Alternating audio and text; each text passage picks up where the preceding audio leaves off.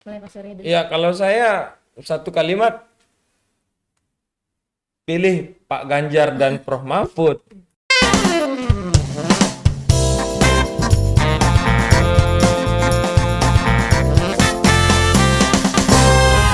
Halo Sobat Indo Prime, kembali lagi di podcast kita yang selalu menghadirkan informasi yang menarik dan juga inspiratif. Hari ini kita masuk ke episode terakhir dalam trilogi pembahasan seputar pemilu di Indo Prime TV. Tentunya hari ini saya nggak sendiri, lagi-lagi ditemani oleh narasumber kita yang selalu luar biasa, Pak Surya Pandiantara dan juga Gus Tortor.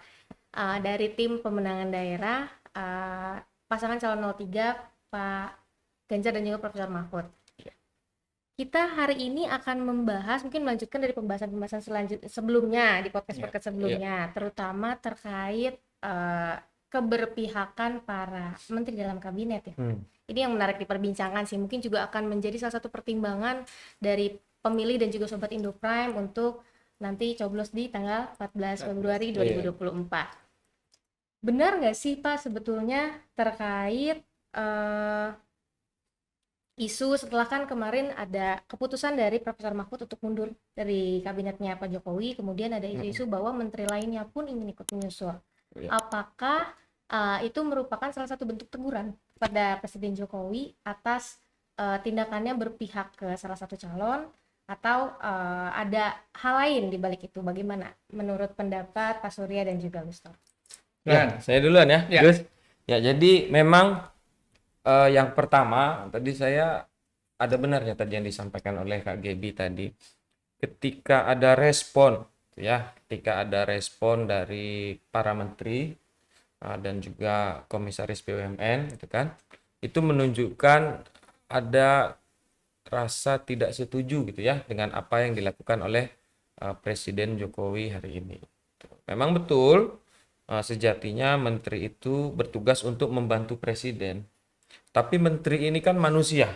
Nah, mereka punya pemikiran, punya pandangan, dan agaknya berdasarkan pandangan para menteri yang kemudian sempat menyatakan ingin mengundurkan diri dan bahkan sudah ada yang mengundurkan diri, itu menunjukkan sikap tidak setuju terhadap apa yang dilakukan oleh Presiden Jokowi hari ini. Nah, kita bahas. Sekarang udah ada yang mundur nih, Kak Gebi. Yang pertama Menko Polhukam ya, calon wakil presiden kita Prof. Mahfud MD. Terus yang kedua yang menarik ini Pak Basuki Cahayapurnama itu ya, atau Pak Ahok, mantan gubernur DKI Jakarta. Dari komisaris Pertamina. Iya, dan posisinya sekarang adalah komisaris utama Pertamina. Nah, ini kan menunjukkan kritik sebenarnya kepada Presiden Jokowi. Tadi saya bilang mereka menunjukkan sikap tidak setuju atas apa yang dilakukan Presiden Jokowi hari ini. Terutama ketika Presiden Jokowi menyatakan bahwa Presiden bisa memihak begitu kan. Nah, mereka merasa tidak seharusnya hal itu dilakukan oleh seorang presiden. Di mana presiden itu seharusnya menjadi presiden bagi seluruh rakyat. Nah, termasuk seluruh paslon harus bersikap adil dong, karena beliau adalah presiden. Bukan malah menjadi presiden khusus bagi anak kandungnya sendiri. Itu kan, yang kebetulan mencalonkan diri dengan nomor urut 02, Gibran gitu kan. Nah, jadi Prof. Mahfud, kita bahas satu-satu dulu. Prof. Mahfud ini dalam berbagai kesempatan gitu ya sudah tegas menunjukkan kenapa sih dia mengundurkan diri, menyampaikan gitu. Jadi menurut Prof. Mahfud, beliau sudah mencoba melaksanakan tugas sebagai Menko Polhukam sekaligus sebagai paslon. Nah, tapi ternyata dalam perjalanannya kok agaknya sangat rumit dan sangat sulit dilaksanakan secara bersamaan. Ini kan pengalaman Prof. Mahfud. Jadi beliau itu ketika mau kampanye cuti dulu, ketika mau kampanye cuti dulu, ketika mau kampanye cuti dulu. Nah, sementara agenda kampanye ini cukup padat. Apalagi kayak 10 hari menjelang pemilihan umum gini kan, kurang lebih seminggu lebih sedikit aja. Itu maka agenda kampanye semakin padat. Dan menurut Prof. Mahfud, sepertinya agak sulit dilaksanakan secara bersamaan ketika menjadi menteri dan juga ketika menjadi paslon. Nah, informasi dan pengalaman Prof. Mahfud ini rasanya juga dialami menteri lain dong seharusnya. Nah, permasalahannya kemudian, ada menteri yang kemudian juga turut mencalonkan diri, yaitu Pak Prabowo. Terus juga ada menteri yang aktif sebagai ketua umum partai, ada Pak Airlangga dan Pak Zulkifli Hasan, gitu kan. Nah, masalahnya apakah mungkin tiga menteri lainnya ini, ya baik Pak Prabowo, Pak Airlangga dan juga Pak Zulkifli Hasan gitu ya, bisa melaksanakan tugasnya sebagai menteri dan juga ikut berkampanye. Nah, gitu kan. Agaknya Prof Mahfud sudah memberikan contoh. Saya sudah coba laksanakan tapi nyatanya sulit gitu kan. Nah, inilah yang kemudian yang coba disampaikan Prof Mahfud kepada masyarakat. Nah, diikuti juga oleh Pak Ahok selaku komisaris utama Pertamina. Nah, kalau Pak Ahok ini agak pedas nih. Jadi ada Pak Erick Thohir nih. Memang betul Pak Erick Thohir itu bukan ketua umum partai dan juga bukan kemudian paslon gitu ya. Nah, tapi Ahok juga bukan ketua umum partai dan juga bukan paslon. Nah, tapi Ahok menunjukkan, bahkan Ahok sendiri gitu kan, Pak Ahok sendiri ketika ingin mendukung menyatakan hal yang sama. Oh, ternyata susah menjadi komisaris utama BUMN besar seperti Pertamina dan juga sambil berkampanye atau membantu kampanye paslon 03 Pak Ganjar dan Prof Mahfud. Oh, ternyata sulit, maka beliau juga ikut mengundurkan diri. Berarti apa yang dirasakan oleh Prof Mahfud ternyata dirasakan juga oleh Pak Ahok selaku komisaris utama Pertamina. Nah, seharusnya ini menjadi kritik juga kepada Pak Erick Thohir dan juga Pak Bahlil ya. Meskipun bukan paslon, tapi kan Pak Erick dan Pak Bahlil ini ikut berkampanye gitu kan. Dalam beberapa sesi debat kita lihat beliau ini hadir gitu ya, duduk di barisan tim pemenangan 02 gitu kan. Nah, loh Ahoknya aja yang komisaris utama BUMN kesulitan membagi waktu. Gitu. Nah, kok Pak Erick Thohir dan Pak Bahlil yang menjadi menterinya kayaknya fine-fine aja, itu kan jadi kayaknya baik-baik aja, kayaknya nggak mungkin deh gitu kan itu. Itu yang coba disampaikan oleh Prof Mahfud dan Pak Ahok. Jadi itu menjadi contoh seharusnya bagi para menteri yang aktif gitu ya, mengkampanyekan baik di Pilpres maupun Pileg. Nah, kalau kayak Pak Airlangga dan Pak Zulkifli Hasan kan tanggung jawabnya bukan cuma Pilpres tapi Pileg, harusnya lebih sibuk lagi dong.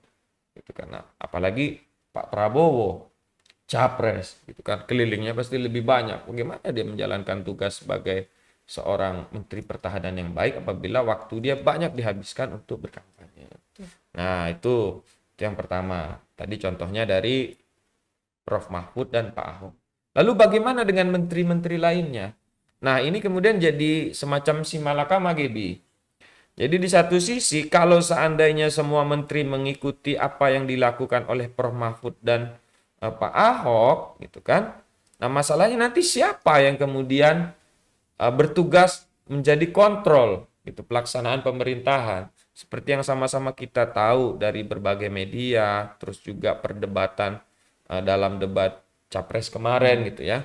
Ada potensi yang kemudian disalahgunakan yang harus sama-sama kita awasi begitu kan. Misalnya pertama bansos. Bansos ini kan rawan disalahgunakan. Jangan sampai bansos ini disalahgunakan untuk menjadi alat kampanye salah satu paslon. Nah, itu kan bahaya. Lalu yang kedua, arus informasi di Kominfo misalnya. Ini juga kita perlu berhati-hati, jangan sampai itu kan udah kejadian tuh Prof Mahfud sempat hilang ya, namanya gitu kan di search pencarian X atau Twitter gitu kan. Nah, lalu yang ketiga tentu intimidasi dari aparat. Nah, ini juga perlu sama-sama kita awasi. Tiga hal ini saja sudah cukup berbahaya kalau seandainya disalahgunakan. Aparatur yang digunakan untuk mengintimidasi, bansos yang disalahgunakan, lalu juga arus informasi yang dibatasi. Nah, kalau tiga poin ini disalahgunakan, maka akan merusak kualitas demokrasi di Indonesia. Nah, maka perlu ada menteri-menteri yang mengawasi. Nah, saya sangat setuju dengan apa yang dilakukan oleh Ibu Menteri Keuangan kita, Bu Sri Mulyani. Jadi Bu Sri Mulyani itu dia tidak mengundurkan diri, tapi sempat menyatakan ingin mengundurkan diri. Berarti kan menunjukkan sikap tidak setuju begitu kan dengan apa yang dilakukan oleh Presiden Jokowi. Tapi di satu sisi kalau dia mengundurkan diri maka nggak ada yang kontrol. kekhawatirannya pengelolaan anggaran nanti malah semakin sembarangan karena memang Bu Menteri Keuangan Bu Sri Mulyani ini orang yang sangat expert di bidang keuangan, anggaran negara gitu kan. Nah, maka sudah betul Bu Sri Mulyani tidak mengundurkan diri karena dia juga bukan tim ses. Tapi dia menunjukkan sikap tidak setuju. Gitu. Terlepas secara pribadi mungkin beliau mendukung salah satu, tapi dia menunjukkan sikap profesionalitasnya. Dia tidak hadir atau tidak terlibat sebagai tim kampanye. Itu kan profesional. Tapi di satu sisi dia tidak setuju dengan apa yang dilakukan oleh Pak Jokowi. Maka yang dilakukan dia sampaikan bahwa ada kekhawatiran dan ingin mengundurkan diri. Kan isu itu, rumors itu disampaikan oleh awalnya oleh ekonom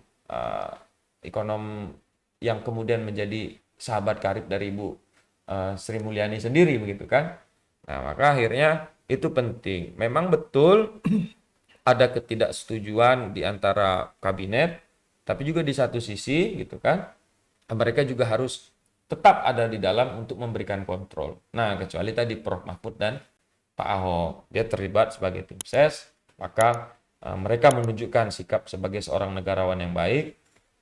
Rasanya berat jika seandainya saya melaksanakan dua tugas sekaligus, gitu kan, menjadi pejabat negara dan juga menjadi tim ses ataupun menjadi paslon, maka beliau mengundurkan diri. Harapannya juga sikap negarawan yang baik yang dicontohkan oleh Prof Mahfud dan juga Pak Ahok itu diikuti gitu, oleh menteri-menteri lainnya yang terlibat dalam pemilu 2024 ini. Mungkin begitu, Gus Dokter, bagaimana?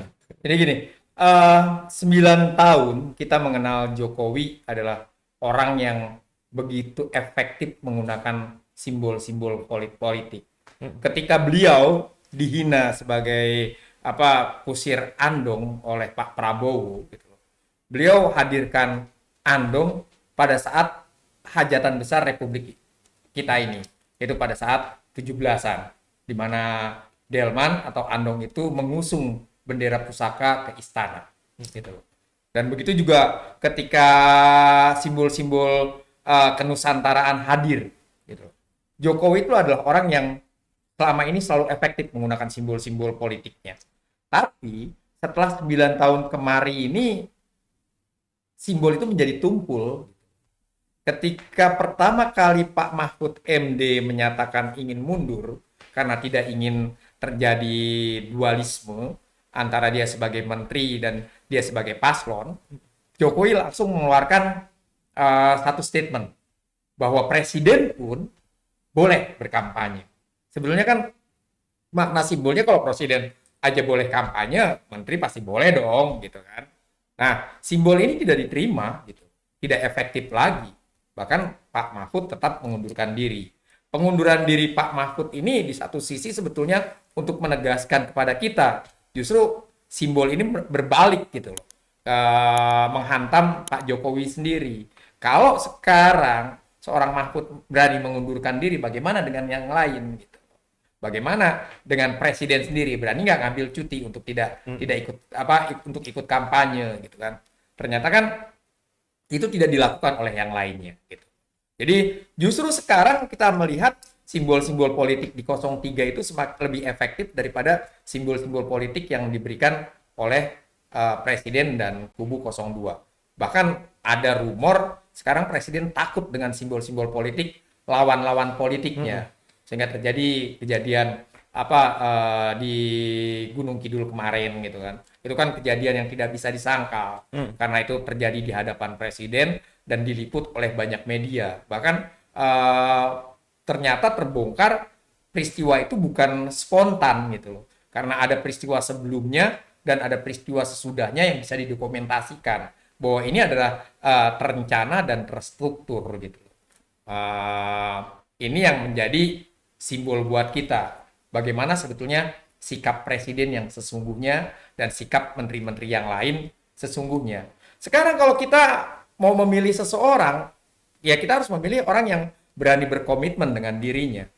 Nah, di 03 ini, di Mahfud Ganjar, itu dilingkupi atau dikelilingi oleh orang-orang yang punya komitmen kuat atas perjuangan. Ya kan? Ketika Slang menyatakan diri bergabung dengan 03, salah satu anggota slang mengundurkan diri. Nah, iya Gitu itu kan? juga. Abdi negara. Abdi. Hmm. Dia mengundurkan diri gitu loh. Karena dia tidak ingin ada apa prasangka bahwa dia akan menggunakan fasilitas negara untuk kepentingan kampanye. Begitu juga dengan Komisaris Ahok. Telkomsel. Ya, Iya. itu juga kan berapa dia dapatkan apa gaji atau salary dari pekerjaannya. Kita tidak menghitung angka gitu loh. Tapi kita menghitung bagaimana perjuangan nilai itu butuh pengorbanan. Ahok keluar, gitu kan. Terus Pak Mahfud keluar, gitu kan. Dan semua keluar untuk apa? Untuk pertama adalah kita adalah orang yang berkomitmen. Kedua, kita nggak main-main loh, gitu loh. Dalam apa mengusung semua yang kita rencanakan ini, mulai dari tingkat bawah sampai tingkat atas, 03 ini tidak main-main. Makanya lihat, semua terencana dengan rapi dan rencana dengan matang gitu. Kita lihat di apa pagelaran debat sampai kelima ini mungkin 03 yang betul-betul tampil, betul-betul entertainer gitu kan, memberikan sebuah wawasan kepada masyarakat. Bagaimana sebetulnya apa teknik strategi dalam berdebat gitu ya, yang tidak mengandalkan hanya sebatas emosi dan janji-janji gitu. Nah, ini membuktikan bahwa kalau kita ingin memilih seseorang atau memilih satu kelompok adalah seseorang atau kelompok yang betul-betul punya komitmen dan siap gitu. Kalau kita hanya memilih orang-orang yang tidak siap, tidak kompeten dan tidak berkomit dengan apa yang diperjuangkannya, bagaimana nanti? Bagaimana nanti Anda akan mempertanggungjawabkan suara Anda ketika Anda memilih orang yang salah gitu. Tanggung jawab ini bukan hanya sebatas tanggung jawab kita sebagai warga negara, tapi tanggung jawab kita individu terhadap Tuhan kita gitu. Karena suara kita ini berarti. Jangan bilang, satu suara ini nggak berarti. Sekali lagi, suara Anda sangat berarti. Jangan golput. Gitu. Suara Anda sangat berarti. Kalau tidak Anda gunakan dengan baik, Anda mengkhianati diri Anda sendiri. Kalau Anda tidak gunakan dengan baik, Anda akan menjerumuskan anak cucu Anda nanti. Itu yang harus kita pikirkan. Untuk apa nyoblos lebih baik? Harpitnas, kita piknik. Ada waktunya untuk piknik. Ini 5 tahun sekali ini bukan menentukan 5 tahun sekali loh. 5 tahun sekali kita memilih ini menentukan hari-hari panjang negeri ini. Itulah. Ketika kenapa saya dulu sebelum ada Jokowi mencalonkan ketika SBY terakhir, saya masih golput. Gitu. Kenapa saya golput? Karena saya berpikir siapapun yang menjadi presiden, Indonesia akan baik-baik saja. Tapi saat ini tidak. Kalau saya kenapa sekarang memilih gitu? Karena kalau saya tidak memilih, Indonesia akan tidak menjadi lebih baik-baik saja daripada saat ini. Itu yang harus kita pikirkan. Bangsa ini ada di tangan Anda. Bangsa ini ada di tangan rakyat. Bukan di atas tangan pemimpin. Pemimpin itu adalah yang milih adalah rakyat. Makanya kembalikan kedaulatan kepemimpinan negeri ini pada rakyat. Kalau rakyat sudah bicara, para ilmuwan sudah bicara, orang-orang intelektual sudah bicara, budayawan sudah bicara, rohaniawan dari seluruh agama sudah bicara. Dengarkan mereka. Bicara apa? Itulah yang harus kita dengar dan kita jadikan sebuah penilaian untuk kita bersikap, menentukan suara tanggal 14. Gitu. Jangan hianati dirimu sendiri untuk mengkhianati negeri ini. Sangat ini ya Pak ya, sangat Bersemangat. pembahasannya sangat bersemangat sekali karena memang mungkin bisa kita katakan ini sebagai salah satu catatan ya dalam kepemimpinan Presiden Jokowi, mungkin juga harus menjadi saran yang didengar oleh Jokowi dan para menterinya. Kemudian terkait dengan keamanan dan kestabilan negara, kita bicara Pak Surya, Gustor, kita berbicara tentang pemilu, pesta demokrasi. Ini kan juga berkaitan dengan aparatur sipil negara dan juga kestabilan negara ya. Banyak sekali pergolakan yang terjadi, mungkin kita sudah lihat di beberapa wilayah terkait dengan pesta demokrasi ini. Nah, terkait hal itu sendiri, kita sudah melihat betapa besarnya pengaruh keberpihakan Jokowi dan juga para menteri terhadap pergolakan di berbagai wilayah ya. Nah, kalau misalkan setelah banyak dilakukan atau diberikan teguran oleh akademisi dan lain-lain, seperti kita mungkin kemarin-kemarin melihat banyak universitas menyatakan sikap ya terkait menuntut demokrasi dilakukan dengan adil dan juga transparan. Terkait hal tersebut, apabila hal ini dibiarkan terus-menerus, menurut para narasumber sendiri, bagaimana dampaknya ke depannya terhadap keamanan dan kestabilan negara? Jadi memang berbicara tentang stabilitas negara ini saya dulu Ya, ya. silakan. Jadi berbicara tentang stabilitas negara itu berbicara tentang masyarakatnya dulu sebenarnya. Jadi ketika masyarakat itu sudah merasa aman, merasa nyaman gitu ya, merasa apa yang seharusnya menjadi hak mereka itu mereka terima gitu kan. Nah, maka negara juga akan aman. Nah, permasalahannya kemudian bagaimana mungkin gitu negara bisa memberikan rasa aman, tadi kenyamanan kepada masyarakat jika seandainya menteri-menterinya ini double job gitu dalam tanda kutip ya Gus ya. Jadi ada menteri pertahanan kan. Nah, lalu kemudian juga ada Menko Perekonomian. Gitu kan. Lalu juga ada menteri perdagangan, ada menteri BUMN. Ini kan menteri-menteri strategis nih sebenarnya. Nah, menteri-menteri ini sebenarnya bisa memberikan rasa aman dan rasa nyaman kepada masyarakat. Nah, masalahnya bagaimana mungkin menteri-menteri ini bisa memberikan rasa aman dan rasa nyaman kepada masyarakat jika seandainya mereka double job? Kan kayak gitu kira-kira Kak Gebi. Lantas kemudian bagaimana Menteri BUMN bisa memastikan gitu kan, semua BUMN yang ada di Republik Indonesia ini sebenarnya hadir untuk rakyat, memberikan fasilitas kepada rakyat, sementara gitu kan, menterinya sibuk kampanye. Nah, kira-kira kayak gitu. Bagaimana kemudian Menko Perekonomian memastikan perekonomian di Indonesia ini stabil, itu kan inflasi terjaga, nilai tukar rupiah terhadap mata uang asing terjaga, itu produk domestik bruto kita terus meningkat, gitu kan? Itu kan tugas-tugas di bawah naungan Kemenko Perekonomian kan? Bagaimana hal itu semua bisa tercapai jika seandainya Menko Perekonomiannya kan malah double job. Satu sisi dia bertugas, memiliki tugas dan tanggung jawab yang sangat besar, di sisi lain dia juga memiliki tugas mengkampanyekan salah satu paslon yang didukung oleh partainya. Nah, kan kira-kira kayak gitu. Akhirnya masyarakat memiliki rasa, oh, jangan-jangan dia nggak bisa fokus nih kerja untuk melaksanakan tugas-tugasnya dalam mensejahterakan kita. Nah, kan itu yang kemudian bisa menyebabkan terjadi istilahnya kegaduhan di tengah masyarakat. Karena masyarakat nggak percaya ini menteri-menteri bisa bertugas dengan baik, dengan profesional kalau dia double job. Itu jangan kan itu. Kadang kita aja nih masyarakat biasa kerja tuh kalau di dua perusahaan yang berbeda. Itu rasanya kok ini pinggang belakang kayak mau patah ya rasanya gitu ya. Saya dulu pernah kerja double job ya karena untuk biayain kuliah gitu ya. Itu saya kerja double job di perbankan waktu itu. Lalu satunya lagi ya pekerjaan sederhana gitu sebagai fotografer gitu. Itu aja capek banget gitu loh maksudnya. Kerasa. Nah, ini lebih berat lagi bukan cuma jadi karyawan bank dan juga fotografer gitu kan. Tapi ini menjadi menteri sekaligus menjadi ketua partai dan tim ses.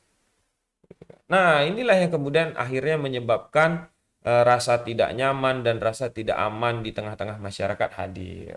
Nah, Prof. Mahfud, Pak Ahok, dan Abdi Sleng tadi ya, memberikan contoh kepada masyarakat. Mereka mencoba menenangkan kembali masyarakat, memberikan rasa aman dan nyaman di tengah-tengah masyarakat. Nah, kira-kira kayak gitu, Kak Gebi. Jadi, ini erat kaitannya. Berbicara tentang tanggung jawab, profesionalitas, dan integritas para menteri. Kalau kemudian mereka bisa menjaga profesionalitas mereka, kalau kemudian mereka bisa menjaga integritas mereka untuk tidak menggunakan fasilitas negara dan anggaran negara demi kepentingan salah satu paslon, rasanya masyarakat sih nggak bakal ada masalah. Tapi hari ini agaknya masyarakat merasa tidak nyaman dan tidak aman, itu kan? Ya tadi karena ada kekhawatiran itu. Ini menterinya aja double job gitu ya. Gitu kira-kira. Jadi gini, apakah kalau para menteri itu mengundurkan diri, lantas negeri ini tidak stabil? bagaimana stabilitas negeri ini. Sebenarnya masalah mengundurkan diri itu adalah masalah keberanian dan kejujuran sebetulnya. Kita sudah 70 tahun lebih merdeka. Negeri ini sudah berjalan 70 tahun lebih gitu. Departemen itu sudah berjalan berdasarkan sistem.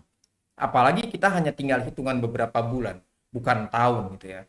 Program kerja di dalam sebuah departemen atau instansi pemerintah itu sudah direncanakan setahun sebelumnya, gitu kan. Yang kalau apabila menteri atau pejabat teras dalam sebuah lembaga negara itu mengundurkan diri, sebetulnya sistem itu sudah berjalan. Karena sebetulnya juga kedudukan menteri itu kan lebih banyak kedudukan politis, ya kan? Bukan jenjang karir. Yang jenjang karir itu adalah orang-orang yang di bawah menteri, yang memang dari staf dia menjadi sub, menjadi kepala biro, menjadi dirjen gitu. Itu yang jenjang karir. Mereka lah yang tahu sebetulnya menjalankan departemen itu secara matang, gitu. Menteri itu juga memang berfungsi, tapi untuk mengambil keputusan. Ketika menteri itu, apalagi sekarang sudah banyak kementerian yang memiliki wakil menteri, ya kan? Kalau menterinya mau ikut kampanye, ya wakil menterinya tinggalkan, gitu. Bahkan ada satu departemen yang wakil menterinya itu 2, gitu kan, lebih dari 1. Nah, bukan sesuatu hal yang harus kita khawatirkan. Bila pejabat publik atau menteri atau bahkan presiden mengundurkan diri atau cuti gitu ya, negeri ini akan menjadi tidak stabil. Sistemnya sudah terbuat, peraturannya sudah ada, perundang-undangannya sudah ada. Hanya permasalahannya kan sebetulnya mengapa harus mengundurkan diri agar tidak ada memanipulasi fasilitas-fasilitas negara, kepentingan-kepentingan negara pada kepentingan golongan di masa atau pribadi di masa kampanye ini. Betul. Itu yang paling penting sebetulnya. Karena itu yang dikhawatirkan oleh masyarakat. Kalau sudah fasilitas negara yang digunakan kan repot gitu. Aparat negara yang digunakan kan repot. Menteri Pertahanan, kalau emang dia bilang saya tidak butuh jabatan Pak Anies gitu ya, ya mundur gitu loh. Mundur aja, nggak usah takut gitu. Iya, betul. Berarti kan masih butuh jabatan. Jangan hianati percakapannya di depan umum. Kemarin tadi malam juga dia sudah mengkhianati omongannya sendiri ketika dia berbicara antara internet dan makan siang gitu. Orang yang mementingkan internet itu otaknya tumpul gitu kan. Kan kita lihat semua di media massa. Kan kita lihat di sosial media. Itu kan nggak ada penjelasannya setelah itu, nggak dipotong kok gitu loh. Terus enggak, saya maksudnya seperti ini. Loh, maksudnya yang seperti Anda ucapkan seharusnya gitu. Jadi kalau membuat klarifikasi di debat semalam juga beliau udah salah, udah telat juga. Keluarlah gitu loh. Negeri ini akan berjalan dengan sendirinya, hanya tinggal beberapa bulan lagi. Terus kalau masalah keamanan, saya selalu yakin kok. Pemilu ini selama berjalannya pemilu, bahkan pemilu tahun 50 itu, pemilu yang lebih banyak partai politiknya, itu aman-aman saja kok. Terjadinya kekisruhan negeri ini bukan karena pemilu. Turunnya Soeharto itu bukan karena pemilu gitu loh. Bukan karena pemilunya gitu loh. Apakah harus juga turun sekarang seperti yang sebelum-sebelumnya? Karena apa? Fenomena atau dampak dari itu sudah terlihat. Setiap kali pemimpin negeri ini akan turun atau lengser, selalu akan dimulai dari krisis ekonomi. Sekarang terjadi. Kedua, dari kampus-kampus bicara. Sekarang sudah terjadi. Ketiga, dari para rohaniawan bersikap. Sekarang sudah terjadi. Tinggal menunggu waktunya saja. Apakah ini harus terjadi? Kan itu hanya tinggal masalah sikap gitu. Kalau berani, kalau memang jujur, nyatakan saya cuti atau saya berhenti. Selesai kok permasalahan ini. Ya, betul. Rakyat bisa menilai kok gitu loh. Rakyat kita nggak bodoh kok gitu loh. Dengan teknologi komunikasi sedemikian canggih, kita bisa mencari data hanya hitungan detik kok gitu. Marilah kita sekarang semua berjalan menurut rel yang sudah ada gitu loh. Menurut kelayakan yang seharusnya lah. Gitu. Jangan terlalu banyak drama-drama politik yang membuat rakyat juga udah muak dengan melihat seperti ini. Itu mungkin. Betul.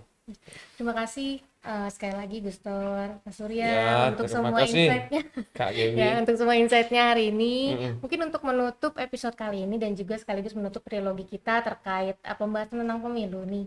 Kira-kira ada yang mau disampaikan nggak? Satu kalimat deh untuk pesan untuk pemilih dan generasi muda untuk tanggal 14 nanti. Bagaimana? Silakan, mulai Mas Surya dulu. Ya, kalau saya satu kalimat, pilih Pak Ganjar dan Prof Mahfud untuk Indonesia yang lebih baik. Itu kalau satu kalimat. Jangan golput. Selama masih bisa bersikap dan bersuara, jangan golput. Hari Valentine, hari kasih sayang, dan hari kasih suara. Mantap itu. Terima kasih. Iya, Terima kasih terima para kasih. narasumber, teman-teman sobat Indo Prime. Sekian untuk podcast kita hari ini, sekaligus juga menutup trilogi kita terkait dengan pemilu.